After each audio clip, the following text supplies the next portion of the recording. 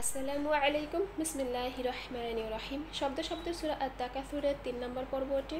আগের দুটি পর্বে 5টি শব্দ পড়ানো হয়েছে, এই পর্বে আরও 3টি শব্দ পড়ব। এই 3টি শব্দ নিয়েই কিন্তু 3 নম্বর আয়াত গঠিত হয়েছে। 6 নম্বর শব্দ হচ্ছে কাল্লা। এই কাল্লা শব্দের অর্থ কখনো না।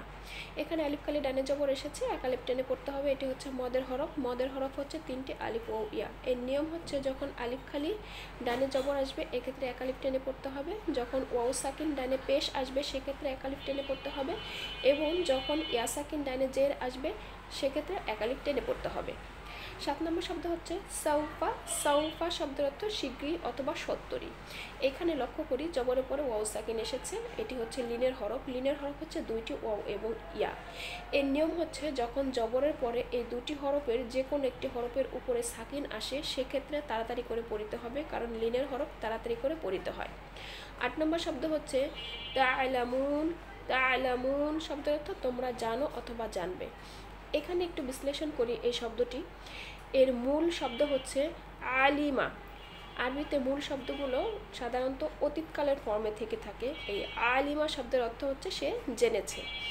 এর আগে যদি ইয়া যুক্ত করি ইয়ালামু, এর অর্থ হবে সে জানে অথবা জানবে। এবং এখানে সে জানে, আমি যদি বলি যে তুমি জানো সেক্ষেত্রে এই ইয়ার স্থানে যদি তা যুক্ত করি তা'লামুন, সেক্ষেত্রে হবে তুমি জানো অথবা জানবে। এটি হচ্ছে একবচন। আরবিতে সাধারণত একবচন থেকে বহুবচন করতে গেলে তার শেষে উনা যুক্ত করতে হয়। এই তা'লামুর সাথে আমি যখন উনা যুক্ত করব তখন হয়ে যাবে তোমরা জানো অথবা জানবে। এখানে তা'লামুনা এর অর্থ হবে তোমরা জানো অথবা জানবে, এবং এটি বহুবচন শব্দ হয়ে যাবে তখন। এবং এখানে ওয়াও সাকিন ডাইনে পেশ, মদের হরফ। মদের হরফের পরবর্তী হরফে হচ্ছে ওয়াকফের স্থান, এক্ষেত্রে 3 আলিফ টেনে পড়তে হবে, এবং একে বলে মদ্দে আরজি। এক্ষেত্রে এখানে 3 আলিফ টেনে পড়তে হবে। এবং ওয়াকফের স্থানে এখানে এক জবর এসেছে, নুনে সাকিন হয়ে যাবে, কারণ ওয়াকফের স্থানে যদি এক জবর এক জের এক পেশ দুই জের দুই পেশ আসে সেক্ষেত্রে মনে মনে সাকিন ধরে পড়তে হয়, একে বলে আরদি সাকিন।